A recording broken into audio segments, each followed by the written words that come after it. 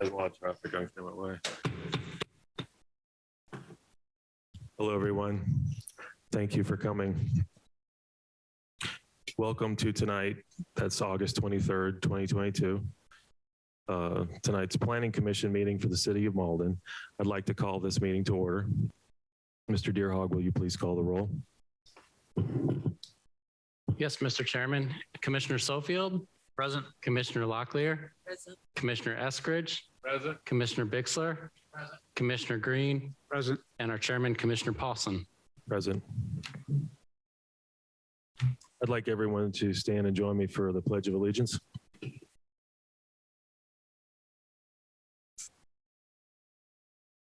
Pledge allegiance to the flag of the United States of America, to the republic for which it stands, one nation, under God, indivisible, liberty and justice for all.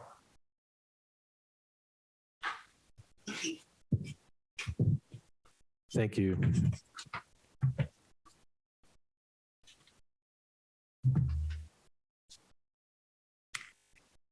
Tonight's meeting is being held to discuss and consider the following agenda items. We have a rezoning at 25 Old Mill Road from I-1 to S1, and we have a planned development on Tanner Road. If you're here for any item not listed on the agenda I just listed, we will not be able to discuss that during our meeting tonight, but you're welcome to come to one of us after the meeting or contact city staff during regular business hours.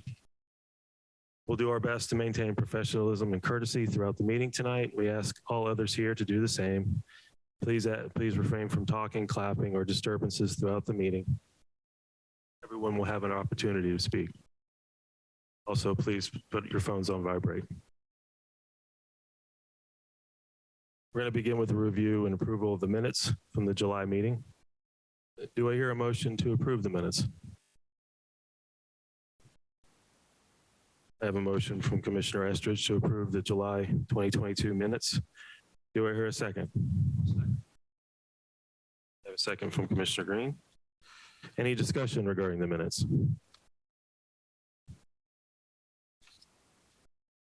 Hearing none, I'd like to call for a vote. All in favor, please raise your right hand and say aye. Aye. Aye. Thank you. Unanimous. The next item on our agenda tonight is the rezoning on 25 Old Mill Road. We're going to begin with an introduction of this item from staff. Following that, I will ask any members of the commission if they need to disclose any conflicts of interest or ex parte communication regarding this item. After this, the applicant will be given the opportunity to comment if they need to. Following the applicant's comments, we'll open the floor to public comment for this item. Members of the public who wish to comment will be granted up to 3 minutes to speak, and you'll only be allowed to speak once. You may not concede your time to other speakers, and if you agree with the previous speaker, just say you agree with what they said. We're going to do our best to keep things moving and get the meeting through in a timely manner. We ask everyone be respectful and refrain from disturbances. After each person who wishes to speak has had their turn, we'll close the floor for public comment and we'll provide the applicant an opportunity to provide any final comments. After this, we'll receive the recommendation from staff. Mr. Deerhog, will you please introduce this item? All right, thank you, Mr. Chairman. This first item is a request to rezone 5.8 acres located at 25 Old Mill Road. The request is to rezone this tract from I-1, which is an industrial designation, to S1, which is a trades and commercial services designation. The reason for this is the applicant would like some flexibility to consider developing the remainder of the property. And there are some additional uses that are allowed in S1 that are not otherwise allowed in I-1. The property is shown on the screen here as far as where it's located. The purplish dark blue is I-1 properties, and the lighter blue is S1 property. So you can see there's kind of already a blend or a mix of S1 and I1 in the area that is surrounding this property. Some of the, I've provided in the report some of the additional uses that are allowed in the S1 that are not allowed in I1. There's various permitted uses and conditional uses that are added. I won't read through all of them because it's a lengthy list, but I'll highlight a few things. There are some retail allowances, restaurants and things of that nature. And so again, if you look on the property, and this is a better show of it, there's some unused area on this screen, the right side of the property. And I think that's what the applicant is looking to consider as options for. The applicant is here tonight, so if you have any questions about his request, he'll be available. And here's just a little bit more look at the property. That's an older photo. A little bit look at the property there. All right, thank you, Mr. Chairman. That's my introduction for this one. Thank you. Do any members of the commission have a conflict of interest or ex parte communication to disclose regarding this item? Hearing none, does the applicant wish to add any comments to staff's introduction at this time? You're good? Okay. At this time, I'll open the floor to any public comments about this item. If you'd like to share a comment, please approach the microphone. Give us your name and address, and you'll have 3 minutes to share your comment. Also, I think we may have a sign-in sheet.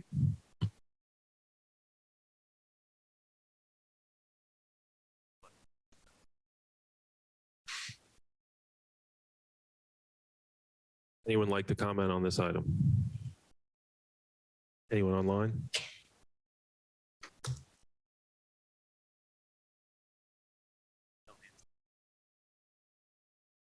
Hearing no comment, the floor is now closed. I suppose the applicant doesn't have anything to add since there was no comment or question. Do any members of the commission have any questions for the applicant?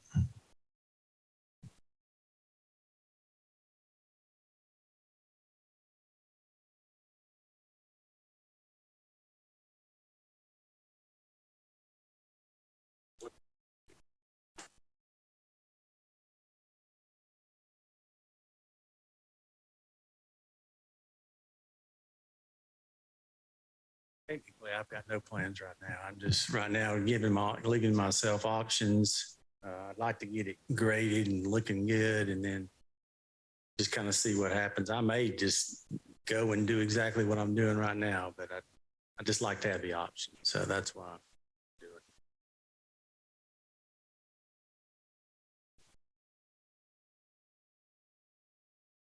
it. Additional questions for the applicant? Mr. Deerhog, will you please provide the recommendation to staff? Yes, Mr. Chairman, and I'm not going to go through my full report, but I'll just summarize that this rezoning does appear consistent with that comprehensive plan and the other S1 zoning that's in the vicinity of the property. So it's staff's opinion that this meets the criteria that we normally review for, and it has the support of staff. So we would be recommending to council to. Correct. Do any members of the commission have any questions for staff?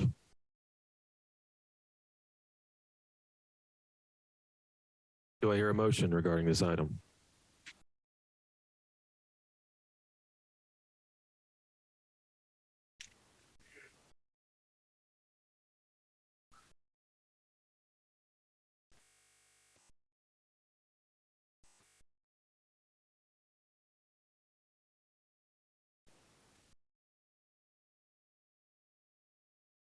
I have a motion from Commissioner Estridge to recommend approval to council. I have a second from Commissioner Locklear. Any last minute discussion? I'd like to call for a vote now. All in favor, please raise your right hand and indicate by saying aye. Aye. Aye. Here's unanimous. Thank you.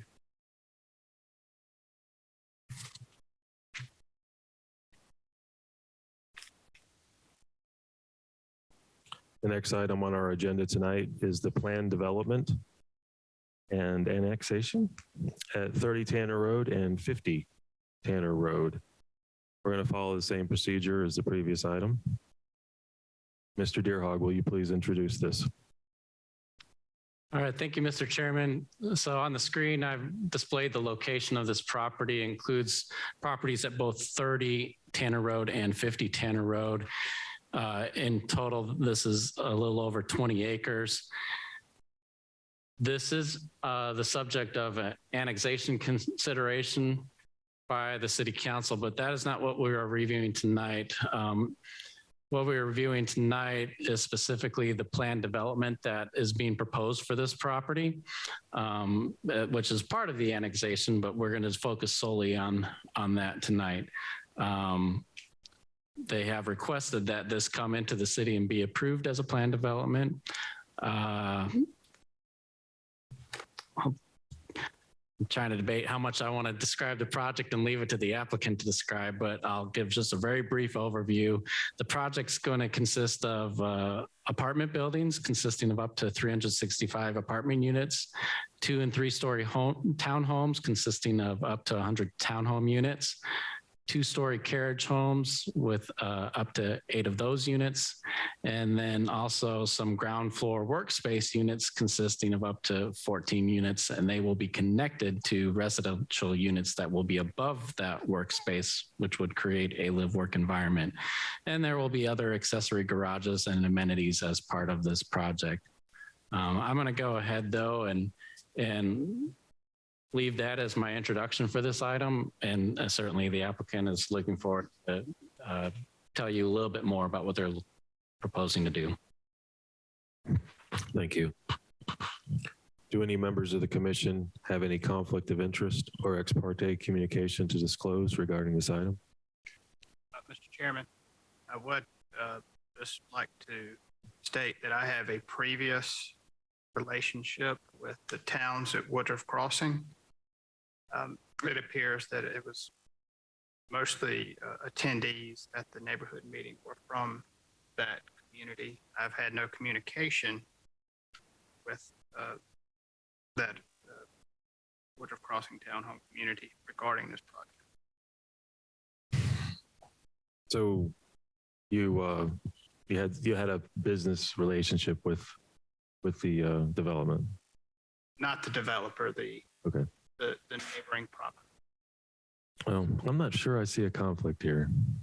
No, if there's no financial ramifications for this project on you, then technically you would, or it really wouldn't have any sort of conflict that way. But if you feel otherwise, you're certainly welcome to recuse yourself. I don't believe I do. I just wanted to make that. Thank you. Does the applicant wish to add any comments at this time?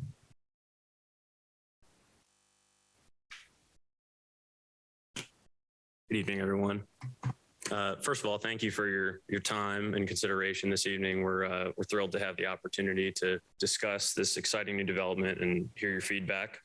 I'm Tom Burr with Flournoy Development Group, the applicant for this project. Here also with me this evening are some, sorry, move that up, other members of the project team, including David Graffis with Gray Engineering, the civil engineer, as well as Alan Reed of Impact Designs, the traffic engineer for the project. So yeah, thank you, David. That's perfect.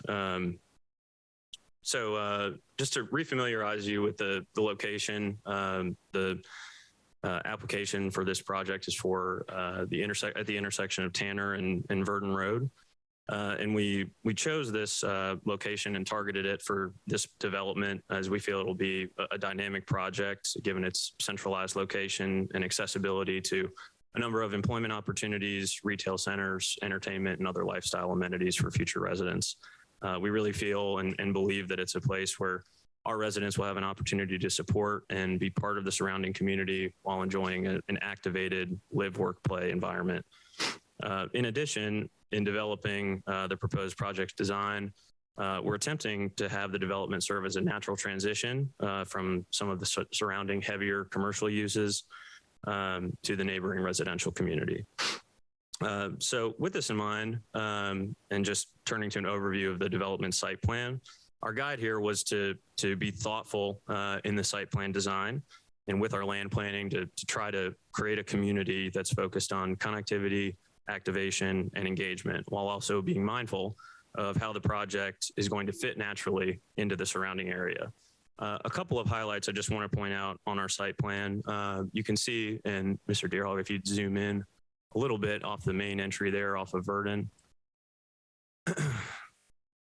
So the leasing office and live work units that Mr. Deerhog described, those will be off of the main entry off of Verdon Road into the community.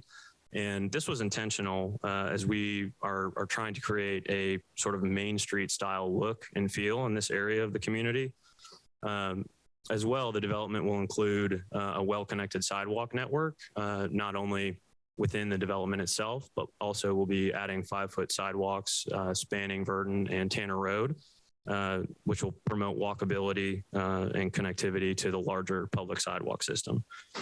Drilling in just a little bit further on the site plan, this proposed development is set to feature a mixture of uses and some differentiated residential product types, including those live work units that will be integrated into the multifamily buildings that you can see on the screen there.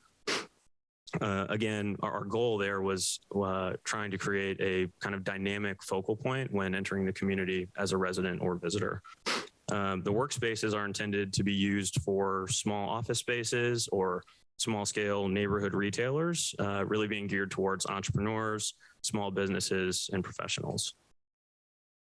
In addition, the project's unique variability of product type and uses also allowed us to be intentional with how we're stepping down the massing from the larger multifamily buildings being more centrally located in the site, with the lower density townhome structures and lower height buildings nearest the existing residential communities being closer to the site boundaries.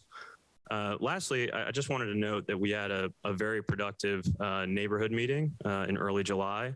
We reviewed our preliminary design with the surrounding community, and we've made updates within this latest set of plans that was submitted for your review to directly address feedback and comments that we heard. Specifically, that included maintaining as much existing vegetation as possible, which led us to propose a minimum 10-foot undisturbed buffer along the western boundary.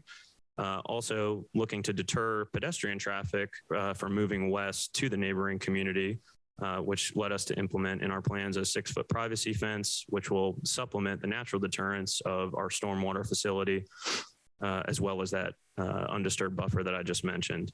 Stormwater management was also a topic, and we've designed our stormwater facility. I'm going to let David speak to that very briefly in just a moment.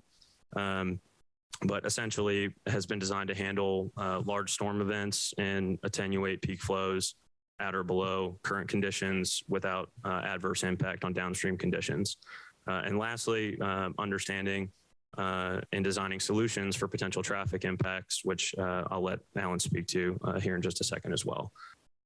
So that is the kind of overview of the project and of our proposal, and was going to turn it over now to David Graffis with Gray Engineering just to speak briefly as it relates to those few items that I just mentioned. Thank you. Good afternoon, everyone. As Tom mentioned, my name is David Graffis. I'm with Gray Engineering here in Greenville, the civil engineer for the project.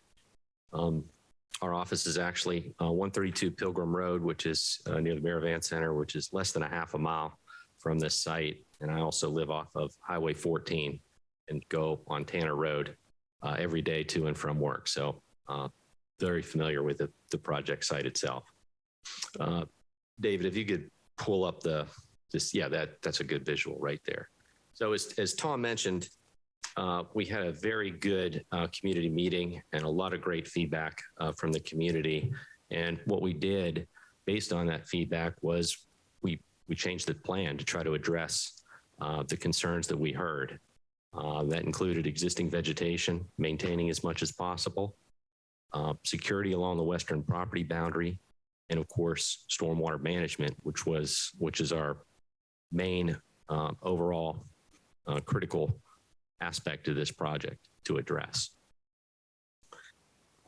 So concerning the existing vegetation, what we did to change the plan was we basically moved the development inside the property to the east. We moved the buildings to the east on the property in order to open up more room for the detention facility to get more storage volume to handle stormwater for the project, as well as maintain as much existing vegetation as possible along the western property line.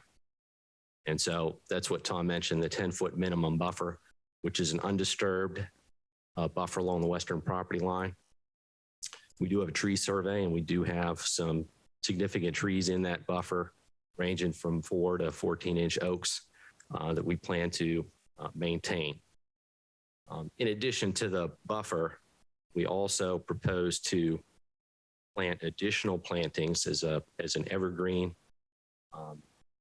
row to supplement the existing 10-foot vegetative buffer in order to provide as much screen and canopy from the adjacent property as possible.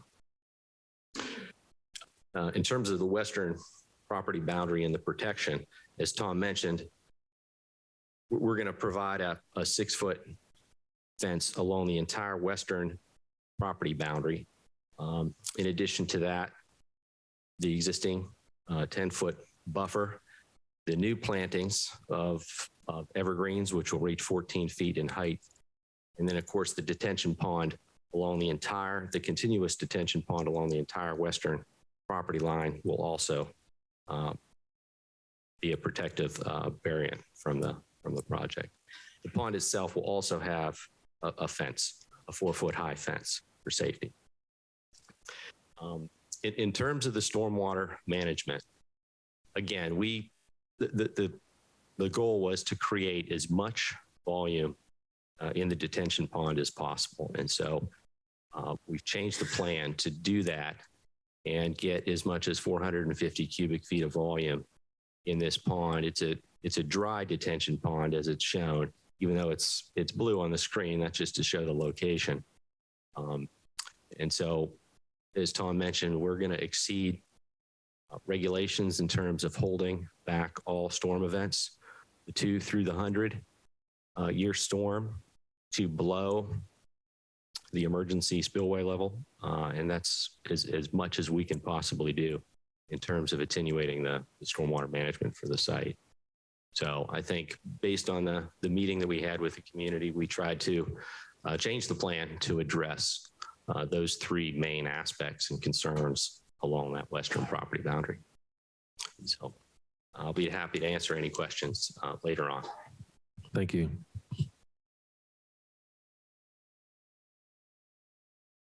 Good evening. My name is Alan Reed. I'm the traffic engineer for this project with Impact Designs. And I'll be brief, but we, in looking at this project, expect most of the traffic generated to going to or coming from either 385 or points west of the site. In routing the trips, the traffic generated, we expect a good number of folks to avoid Woodruff Road, head south towards Butler to get on 385. So in doing that, we impacted the traffic signal at Verdon and Butler. And so we are proposing an improvement there. It's called a right turn overlap. It's just a right turn arrow that comes on with the concurrent left turns, just to give them that movement more green time and benefit them, since we would be adding traffic to that movement. Additionally, certainly there will be traffic trying to get onto Woodruff Road or crossing it. We do have an impact there. Initially, our first submittal to DOT, we recommended some just signal timing improvements. I saw some opportunity there, but DOT has let us know that they intend to prioritize flow on Woodruff and will not permit us to make those kinds of changes. So at this point, we are in conversations with DOT to make some turn lane improvements. Those have not been finalized at this point, but certainly we're committed to mitigating the impact of that intersection, that traffic signal, and we'll update the study accordingly when that's all finalized. So happy to answer any questions. Thank you. Any more applicant representatives? At this time, I'd like to open the floor to any public comments regarding this item. If you'd like to share a comment, I guess I'll call your name from the roll. Please approach the microphone. This is all being recorded for the record. Give us your name and address and share your comments. Thank you. Can you hear me? Can hear you. Okay. My name is Jane Lawrence. I live at Woodruff Crossing, 121 Ashgrove Lane. I am not here as a representative of Woodruff Crossing. The questions that I had before the representatives from the Florida group spoke, they've addressed them. And regarding the 10-foot buffer, the 6-foot privacy fence that's going to be put down the entire line, and the storm water management. So that being said, sounds good. Thank you.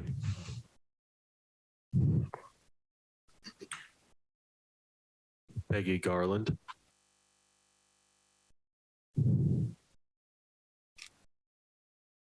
Chairman and members of the Planning Commission, we do appreciate this company offering an opportunity for us to come and learn about this project and ask questions and submit our concerns.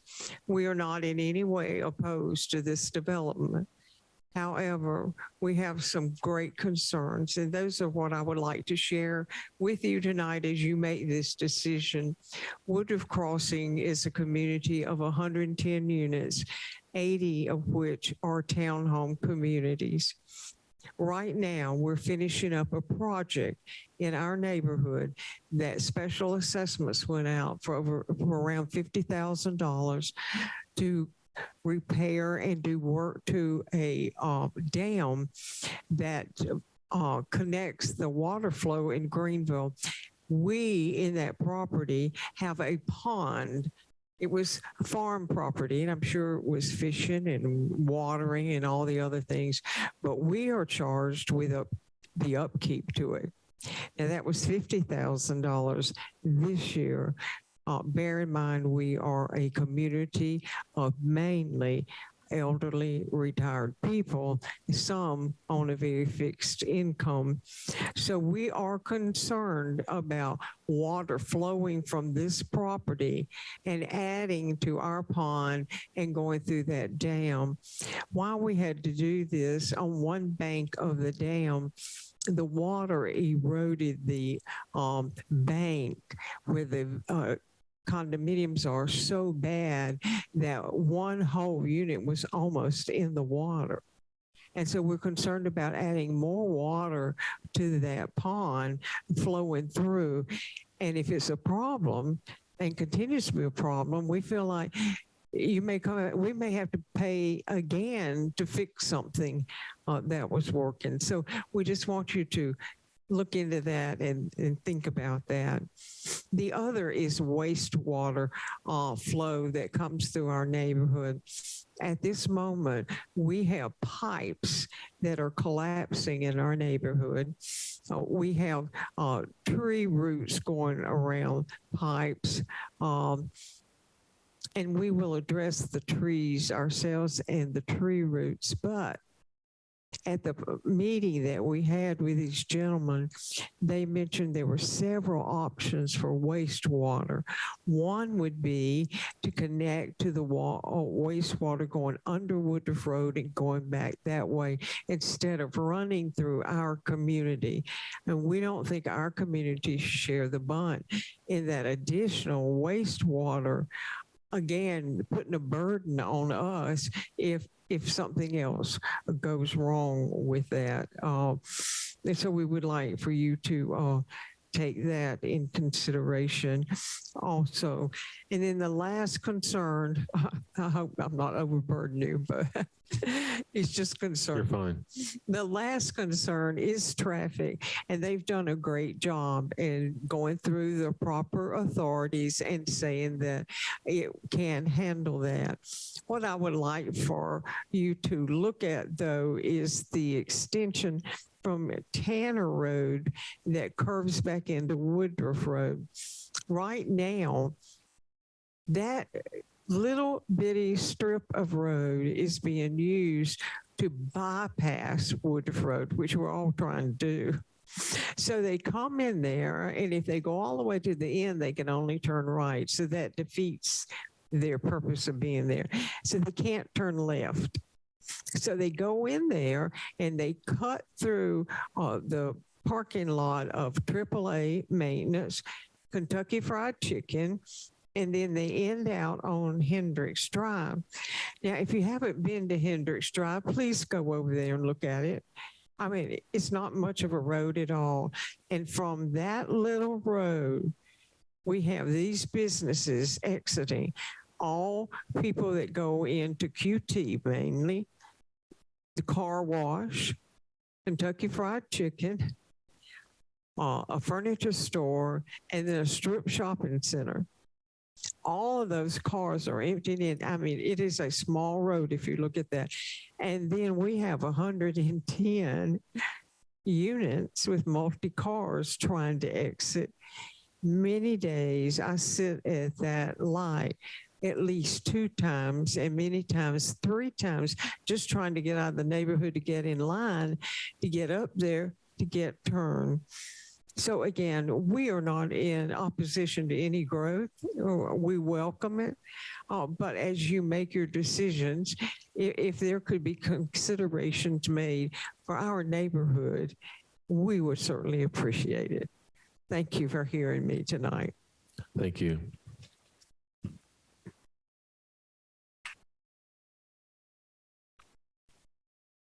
Those are all the names on the list. Would anybody else like to comment on this item?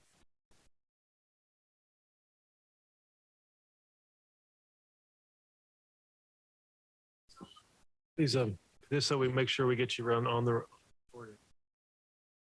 Forgetful.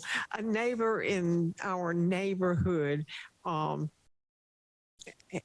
gave us a letter as we were leaving tonight because he could not come. May I submit it in any way?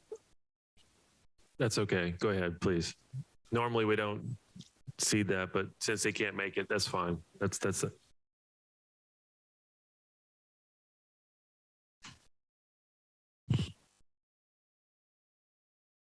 Mr. Chairman, let me know if you would like me to read this or just include it in the minutes. Could you read it?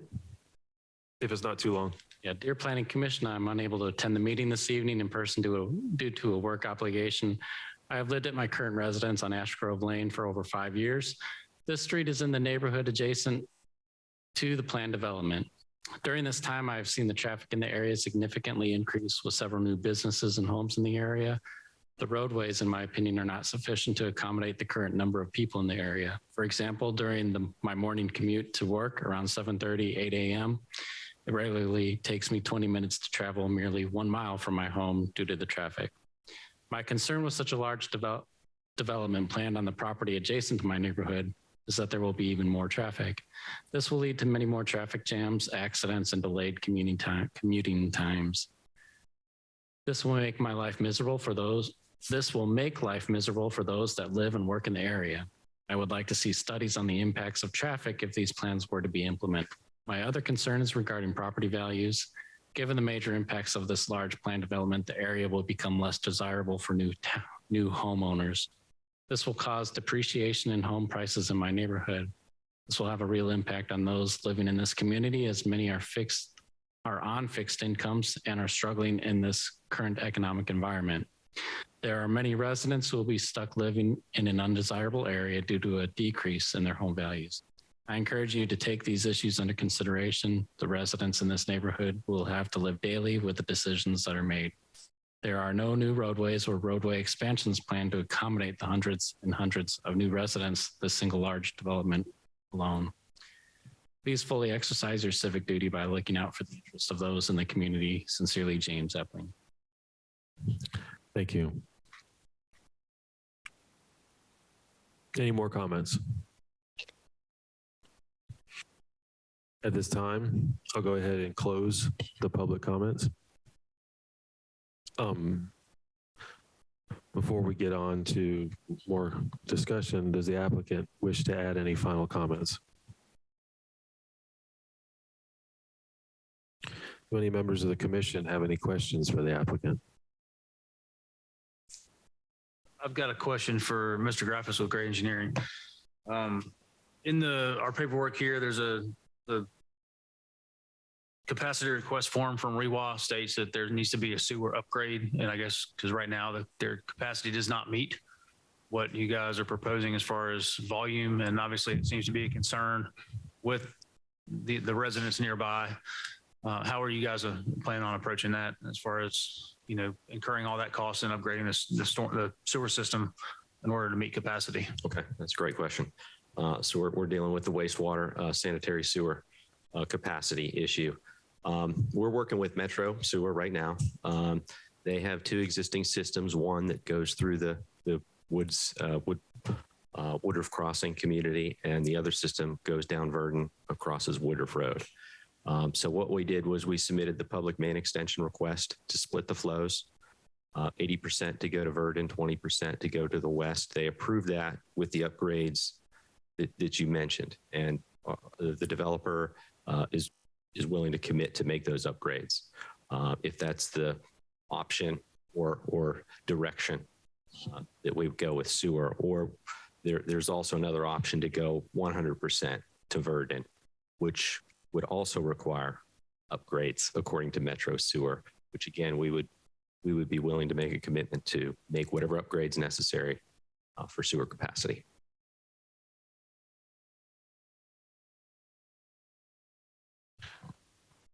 Any comments regarding the concerns over stress to the existing retention pond by adding this?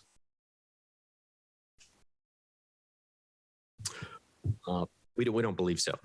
So we've sized in the preliminary designs, we've sized the storage volume of the proposed on-site detention pond to attenuate flows for all storm events to well below existing peak flow, peak flows in terms of all the storm events. And again, we're all the water's being contained within the pond well below the top of dam, so that we have extra storage, and it would be released with a water quality orifice in the outlet structure of a 4-inch size. So we're gonna hold back the water to limit any downstream negative effects. And Mr. Graffis did not state, like most engineers that you hear come here that do, that the city of Malden does have a higher standard than anywhere else in Greenville County, as we require that they design for the 100-year storm. That's correct, David. And Okay, so what I'm seeing there on the picture is the existing retention pond against the left margin. It looks like it's down here on the left side of the page, kind of coming off. that's the existing lake in the community. Okay, so no impact to the existing pond at all, given the proximity and all. That's correct. Okay. Based on our design. Just to give you some numbers, the 100-year peak flow is going to be reduced by 37 CFS for the 100-year storm. In the overall design of this, and I think it's great that you've addressed the residents' concern at Woodruff Crossing by increasing the capacity of the pond. Was there any thought or any with doing completely underground storm system? We do. I mean, some sites do that, just and more so to help retain some of those trees that are on the property now. We did consider that, but given the stormwater itself is the biggest concern or priority, The amount of volume that you would get in an above ground pond like we've shown is a lot more than an underground system. And I mean, we've considered that even in the northeast corner, but we don't have the profile or depth to achieve that. So we have looked at other means. We just feel like this is the best means to address the biggest concern, which is holding the water for the storm. Okay. Additional questions for the applicant from the commission? I had a couple of questions. One, I'm curious just by the site plan, how many parking spots are in this development? I can provide you that answer. I've got it in my report. At least I think I do. There it is. So in total, there's 784 parking spaces that I added up, and they can correct me if I'm misquoting that. That will be proposed for this development project. That includes 542 surface parking spaces for the apartments, 24 garage spaces for the apartments, 200 garage and driveway parking spaces for the townhomes, and then 18 garage spaces for the carriage homes. And that is consistent with the minimum parking requirements for the city of Malden, which is presently 1.5 parking spaces for each multi-dwelling unit and 2 parking spaces for all other dwellings. How does that work with the work units? How do you determine how many spaces you need for those units? I can speak to that. So the work units, and our understanding, Mr. Deerhawk can correct me if I'm mistaken, but since the idea is for those to be for small businesses or, small retail centers, we've designed the parking and may need to zoom in here a little bit for the Main Street area to have angled spaces and essentially be used during normal operations by consumers of those businesses or visitors of those businesses. We can certainly follow up to just reconfirm that we have enough spaces allocated between the live work units. But that's our idea in terms of the parking for folks going to those businesses and using their services would park in that stretch of angled spaces. And so have you done a traffic study related to how much traffic that generates within the community itself? I'd have to let Alan probably answer that question. We, at this point, have not included those trips in the traffic study. We don't expect them to be significant because these are small businesses that would typically attract off-peak traffic. So it wouldn't be included in our counts. And just one more comment on the workspaces. For staff, it's not been a concern, primarily because there'll be offset peak hours when they'll be in use versus the residential uses. So we don't anticipate that should cause any parking demand in excess of what will be available.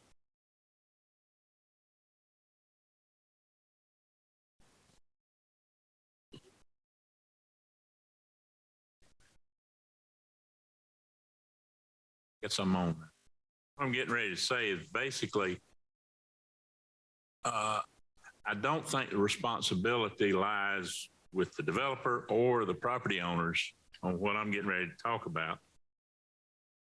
Woodruff Road, I guess I want to be proactive for the city of Malden.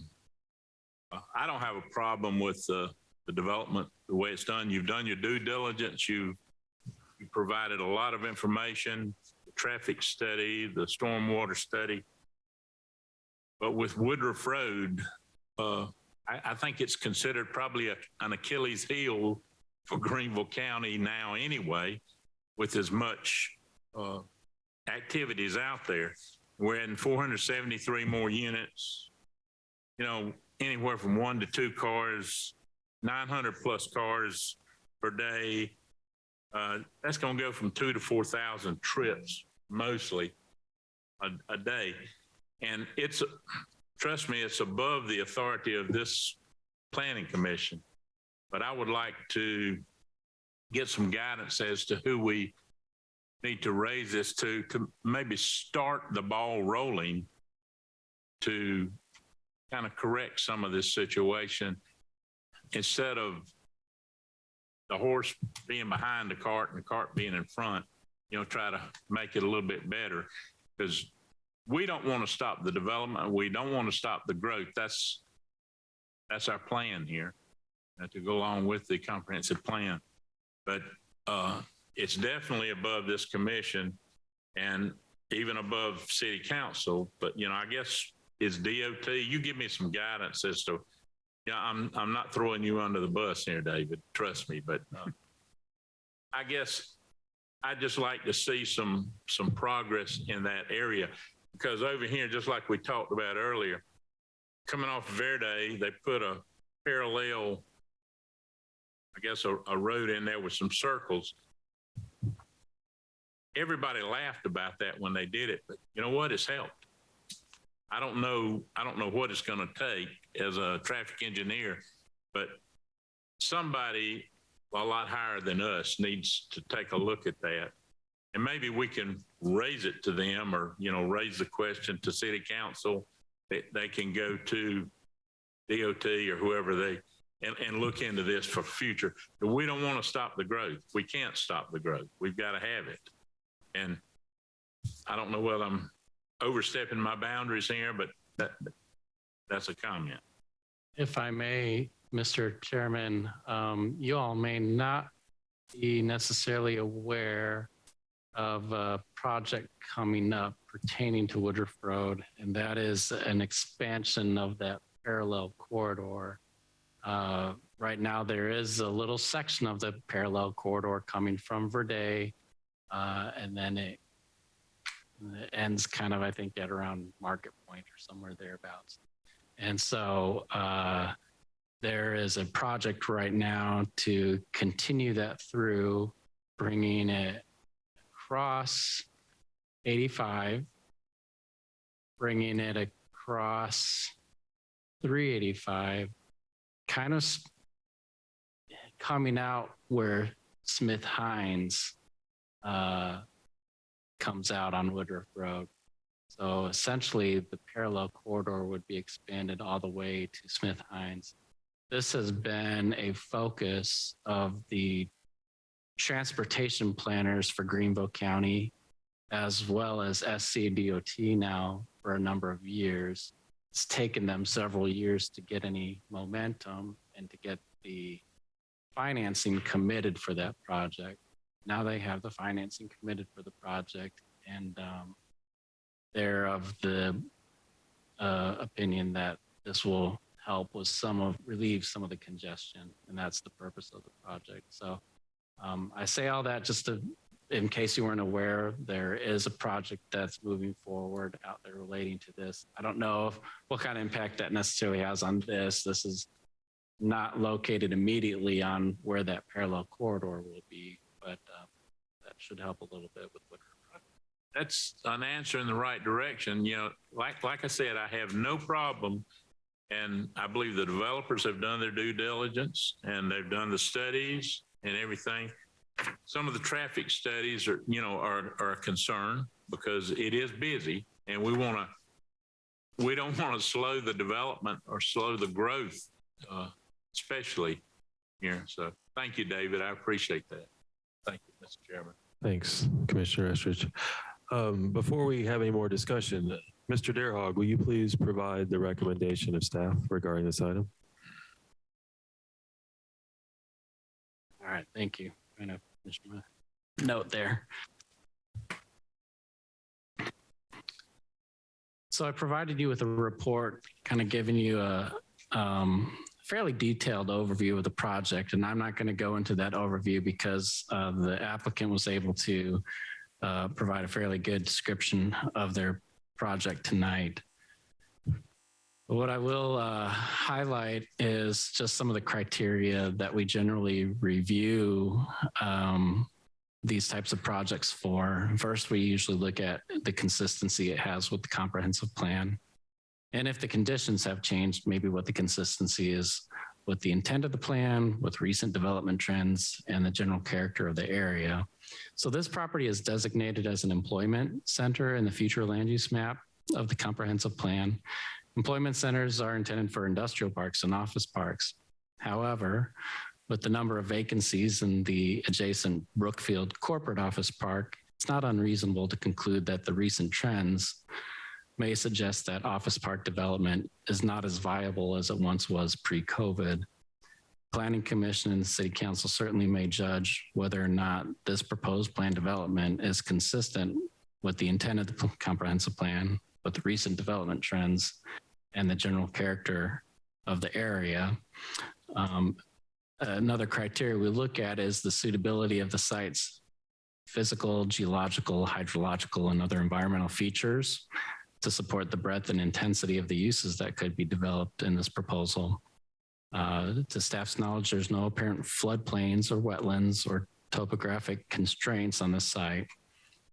Staff's not aware of any features at this site that would not make it unsuitable for development that the developer could not address. The third criteria we usually review for is the compatibility of the potential uses that could be allowed with the project in comparison to the surrounding uses and zoning districts. And so this tract is located in a transitional area. It's between commercial uses to the north, west, and east, an office park to the south, and a retirement apartment community to the south, and a townhome community to the west. The mix of apartments and workspaces appears to represent a blend of some of the surrounding uses, as well as does the incorporation of the townhomes. Albeit the workspace aspect of this proposed development is kind of a relatively minor component.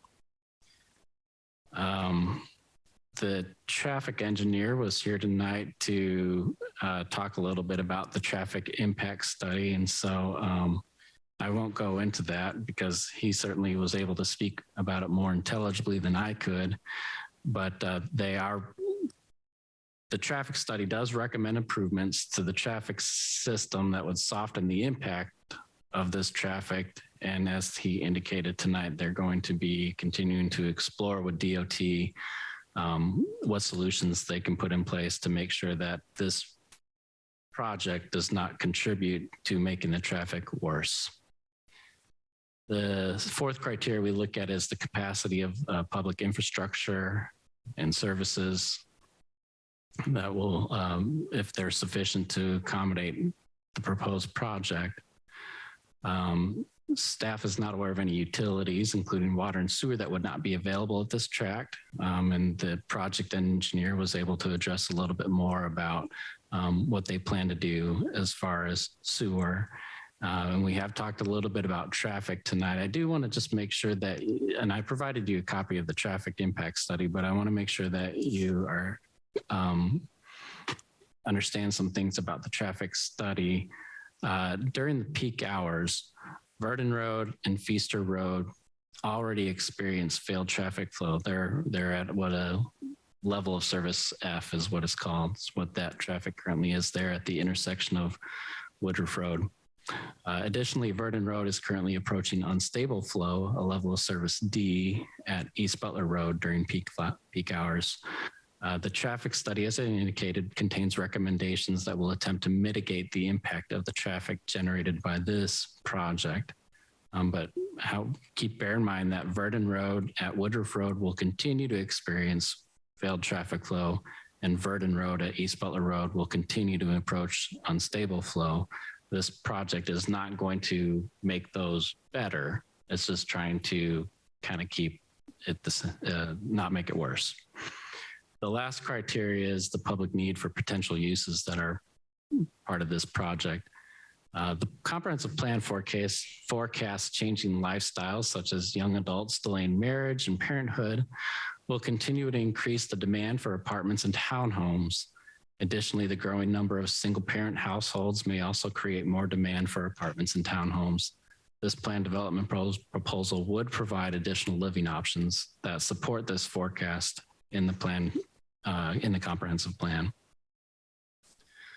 So let me give you my conclusion.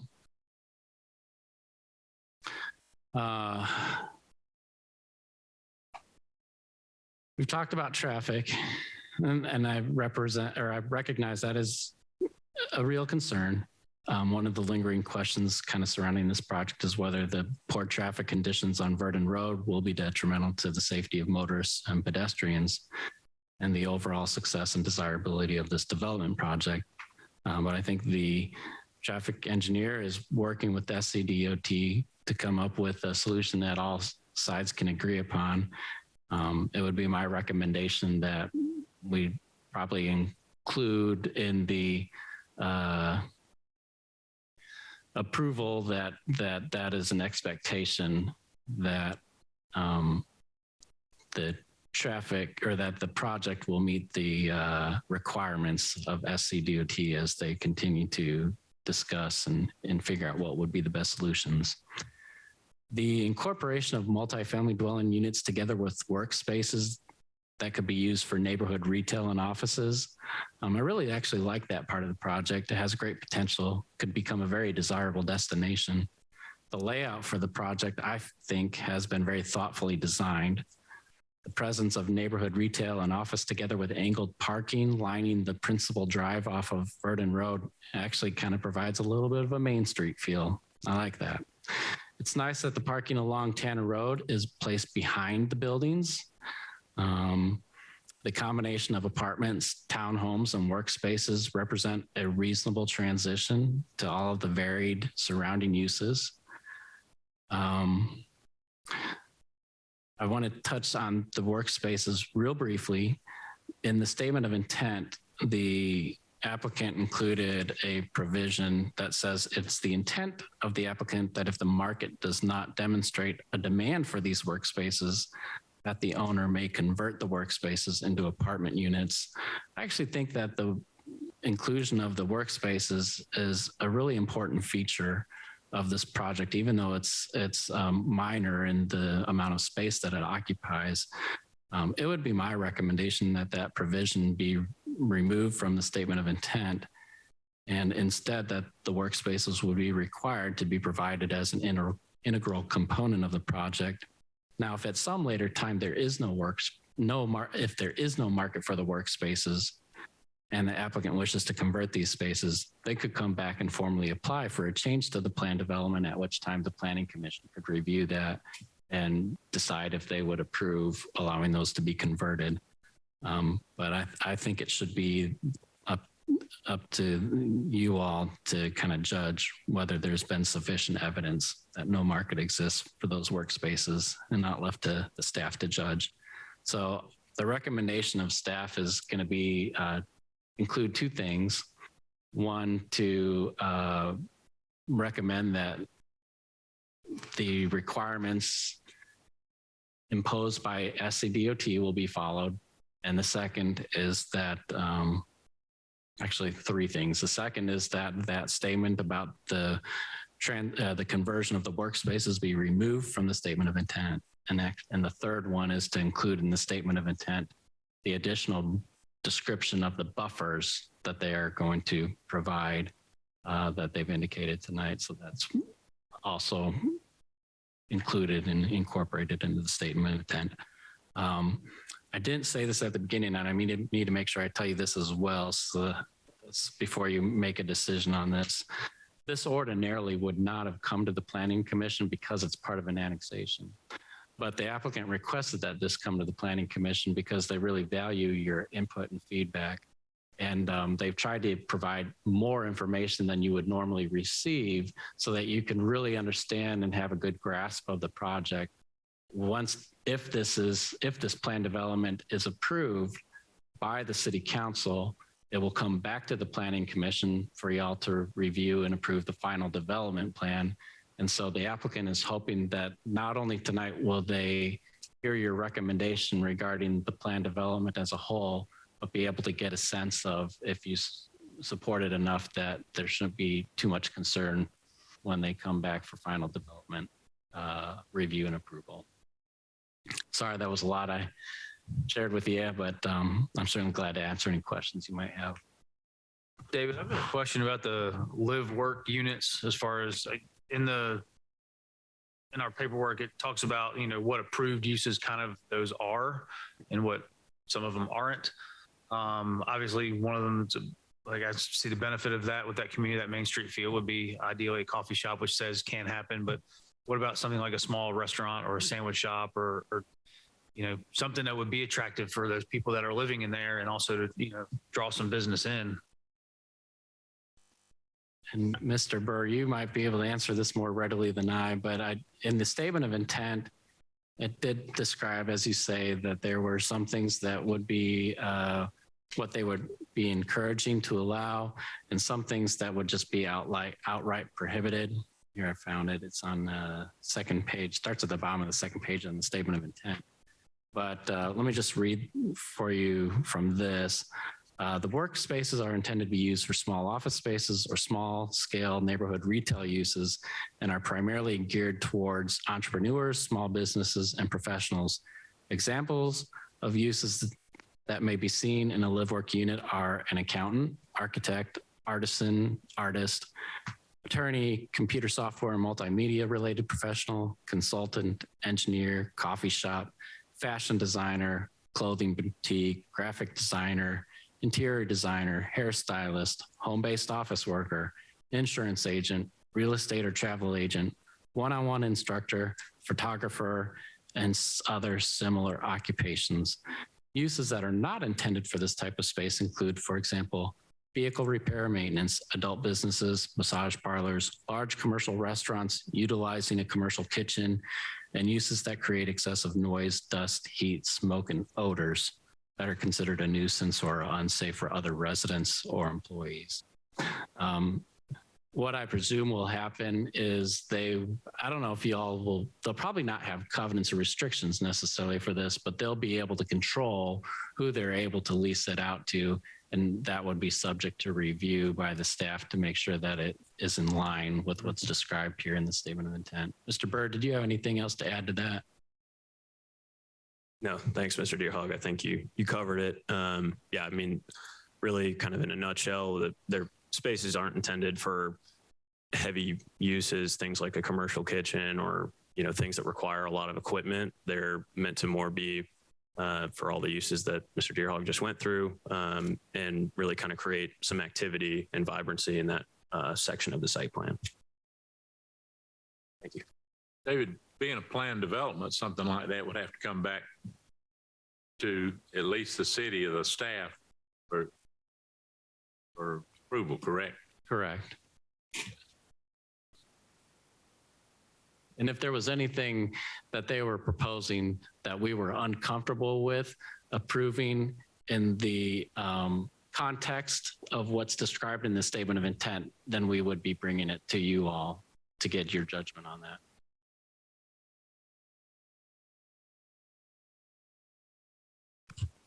Just so I've stated it clearly for my own sake, thank you so much for the detailed report, everyone. Looking at these traffic numbers, it's my interpretation that it's already pretty bad, and it's not going to be much worse as a result of this. Is that the opinion of the study?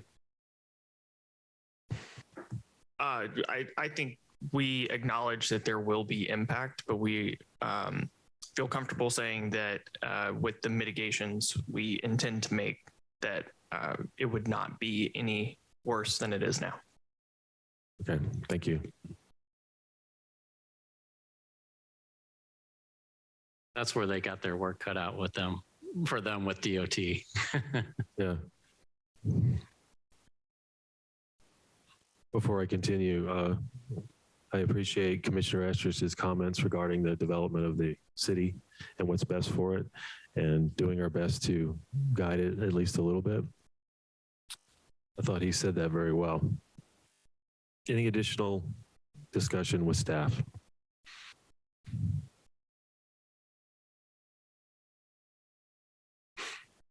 Do I hear a motion regarding this item?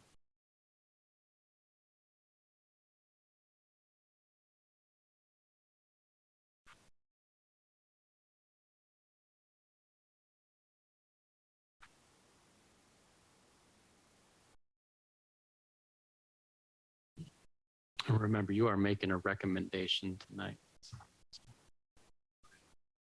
I'm ready to entertain motions. I just can't start one myself. Chairman, I would make a recommendation that we approve this docket with the 3 recommendations that David spoke of, staff recommendation in there. Thank you. So just to summarize, I have a motion from Commissioner Estridge to recommend to council we approve the plan development proposed here tonight with the conditions of adding the stated buffers to the statement of intent, meet any future requirements of the DOT, and remove the comments regarding workspaces from the statement of intent so that they are required. Is that correct? That's part of it, and the expectation that the project meet the DOT improvement going forward. Thank you. I don't guess the developers have a problem with that. Sounds like they're willing to work with us. Do I have a second? Is that from Commissioner Green or Bixler? Was from Commissioner Bixler. I have a second from Commissioner Bixler. Any more discussion?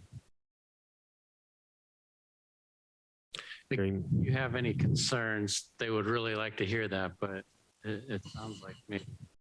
I think we've discussed most of them. There will be a traffic impact. The area is quite busy already. It is in close proximity to other things. We're running out of free room in Malden. We're not even in Malden yet. We're still annexing it. Regardless, no more discussion. I'd like to call for a vote. All in favor, please indicate by raising your right hand and saying aye. Aye. Aye. All opposed? It appears to be unanimous. Thank you. Thanks for all the good discussion, everyone.